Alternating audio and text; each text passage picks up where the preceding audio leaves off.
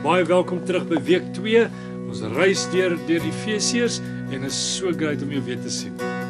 OK, ek kan jou nie sien nie, maar julle kan mekaar sien. So kyk gou vir mekaar, kyk bietjie wie's nie daar nie en miskien kan julle dan die persoon wat nie daar is nie weer nooi om hierdie journey voort te sit saam met ons.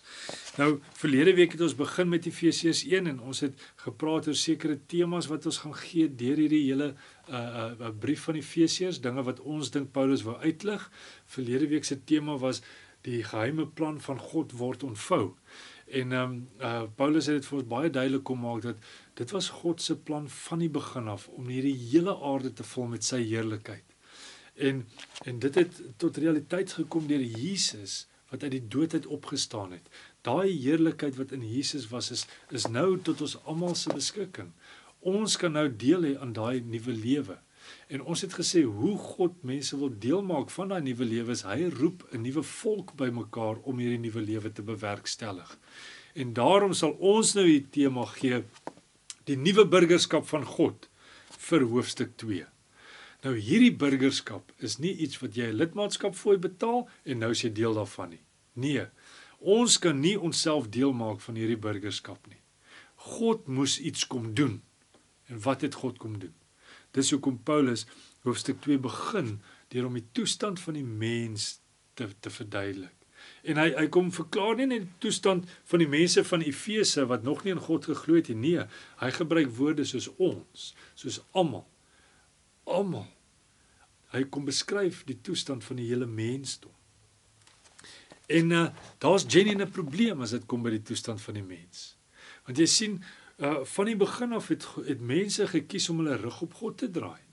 God, wat die bron van die lewe is, wat lewe kom maak het, Adam en Eva kies om hulle rug op God te draai. En nou is dit maklik vir my en vir jou om te sê, ja, simpel Adam en Eva, nou dra ons nog die vrugte van hele dade. Maar dink gou mooi in jou eie lewe, hoeveel keer, selfs per dag, draai ons nie ons rug op God nie. Doen ons nie ook goed wat ons weet teen God se wil is nie. So Paulus kom beskryf die toestand waarin die mens is. Hierdie toestand van mense wat hulle rug op God kom draai het. Nou sê my gou, as jy jou rug op die bron van lewe draai, waarheen is jou pad? Wat lê voor jou? Die dood. Dit laat my dink aan, soos wanneer mense op 'n highway ry, daar in Johannesburg, jy's op pad Pretoria toe, en jy weet jy moet op die N1 ry, en jy sien heeltyd, hier kom die N1, en die volgende oomblik sien jy die bordjie Bloemfontein. En dan besef jy, jy's op die regte highway, maar jy's in die verkeerde rigting. En dis die toestand van die mens. Die toestand van die mens is op pad na die straf van God toe. Nou hoor my mooi, hierdie straf is nie 'n God wat sy koel verloor en nou begin pak gee nie. Hierdie straf is 'n nodige reaksie van 'n heilige God wat teen alles is wat teen sy lewe is. Gawie het so mooi verklaar toe ons daar praat. Hy sê dis soos 'n tuinier wat hierdie pragtige tuin het, en om hierdie tuin in stand te hou, moet hy heeltyd onkruid uitpluk. Want wat onkruid kan 'n hele tuin oorneem en mooi plante doodmaak. En dit is die straf van God, die vernietiging van daai sonde, van daai ou lewe wat sy lewe kom dood probeer maak. So dit klink in 'n mate bietjie pessimisties hoe Paulus begin, nee, dis bad, ons is op pad na hierdie straf van God toe. Maar eintlik is Paulus soos 'n goeie dokter wat 'n diagnose kom maak voordat hy die behandeling beskryf. So die diagnose is ons is op pad na die dood toe. En die behandeling is God se rykdom in sy genade. Jy sien, Jesus het kom lewe, Jesus het kom sterf, en Jesus is opgestaan uit die dood uit. Dit is wat God kom doen het. Dit was die oomblik, toe Jesus uit die dood uit opstaan, was dit die oomblik, toe God die mensdom red van die dood. En God kom red ons nie net van die dood nie, hy kom maak ons deel van hierdie nuwe lewe. Dit is soos wanneer jy Spar toe gaan om tomatiesous te koop en die eienaar van Spar keer jou voor en sê, luister, jy hoef nie te betaal vir die tomatiesous nie. Inteendeel, vat sommer al die voorraad van my Spar, dis nou joune. God kom red ons nie net van iets slegs nie. Hy kom maak ons deel van iets greats deur Jesus se dood. Nou dis 'n snaakse konsep om te dink, iemand se dood kom stuur my lewe nou in 'n ander rigting. Maar dis presies wat Jesus kom doen het. Sy dood het ons gered van sonde, het ons kom deel maak van die nuwe lewe en dan kom sit ons aan die regterhand van God. Nou om dit te verstaan, moes jy weet, die persone wat in die regterhand van die koning gesit het, was die persoon wat naas die koning die meeste gesag gehad het in die hele koninkryk. Wow! Ons sit saam met Jesus aan die regterhand van God. Maar hoe is dit dat Jesus se dood my lewe in 'n ander rigting gestuur het nou? Jy sien, die storie van Israel was vertel in terme van hulle konings. As die koning afvallig was die volk afvallig. As die koning gehoorsaam was die volk gehoorsaam. Dis hoe die leiers van daai tyd gewerk het. Hulle was die verteenwoordigers van die volk.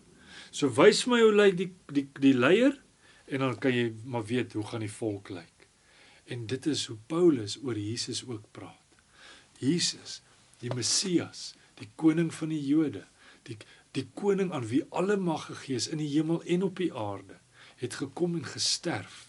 Met ander woorde, daar's 'n ou manier van lewe wat dood gegaan het vir ons.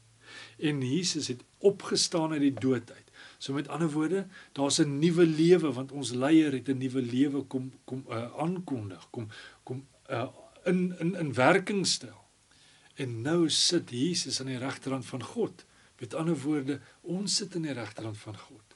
Ons het dieselfde mag as wat Jesus gekry het, om hierdie nuwe lewe te kan lewe. En dit is 'n snaakse en 'n vreemde konsep, maar dis wat dit beteken om in Jesus te glo. Jesus verteenwoordig ons.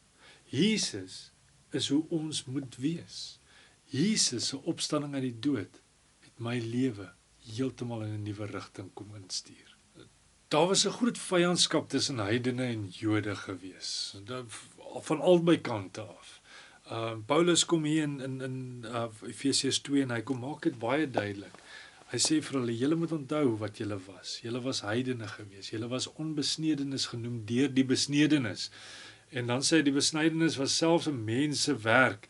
Dis asof hy wil sê die ouens wat die besnedenis was, die ouens wat volgens die Jode, die volk van God was, hulle het selfs die kenmerke, die tekens hoër gestel as mense. En Paulus kom sê hier vir ons duidelik, daai vyandskap is deur Christus wat sy liggaam kom gee het vir ons, is dit nou iets in die verlede. Jesus het die vyandsmuur kom afbreek tussen Jood en heiden. Nou daai vyandsmuur is ook 'n baie interessante ding. Jy sien in die tempel in Jerusalem, het die heidene het toegang gehad tot die tempel, maar net 'n sekere area in die tempel. Dan was daar 'n muur gebou, waar daar groot opgeskryf was, geen heiden verby hierdie muur nie. Straf is die doodstraf. So wat Paulus hier kom sê is, Jesus het daai muur kom afbreek. Heidene het nou net so veel toegang tot die tempel, tot Jesus, as wat Jode het. So God se heerlikheid het 'n nuwe blyplek gekry. Daar's 'n nuwe tempel, en dit is mense. So, God het 'n nuwe volk bymekaar, 'n nuwe tempel bymekaar gemaak, waar sy heerlikheid kan ingaan, en waar deur sy heerlikheid na die res van hierdie aarde kan gaan. Dis 'n plek waar die nuwe lewe van die hemel hier op aarde gelewe kan word. Hierdie volk is een volk. Daar is nie meer Jood en heiden nie. En ek wil tog die vraag vra, hoe dink ons oor mense? Klassifiseer ons nog mense? Of sien ons ook mense as een volk? Mense, die potensiaal in mense dat God hulle ook wil deel maak van sy volk. Ek dink nou aan 'n gebed wat Trevor Hudson gebid het, waar hy gesê het, Lord, please help me to see the potential in other peoples that you see in them. Dit is waarvoor ons geroep word, om in een volk gevul te word met die heerlikheid van God, sodat die heerlikheid van God deur ons na die res van die aarde toe kan gaan. Kom ons bid saam. Here, wat 'n voorreg is dit nie om te weet dat U roep ons om deel te word van hierdie nuwe burgerskap van U. En U het klaar die werk gedoen. Ons kan dit nie uit verdienste uitkry of deur ons goeie dade nie. U het dit klaar kom doen en daarvoor sê ons vir U baie dankie. Here, help ons asseblief nou net met hierdie eenheid ding. Hierdie ding waarmee ons nogal redelik kan sukkel. Want ons sien mense anders. Maar help ons regtig om die potensiaal in mense te sien wat U in hulle sien. Amen. Kom ons gaan gesels bietjie verder in ons groepe en dan hopelik sien ek jou deur jou groep se oë weer volgende week. En raai waarmee gaan ons aan? Ons het nou Efesiërs 2 gedoen, so dan gaan ons aan met Efesiërs. Jy's reg. 3. Gaan lees hierdie week Efesiërs 3 en kom voorberei.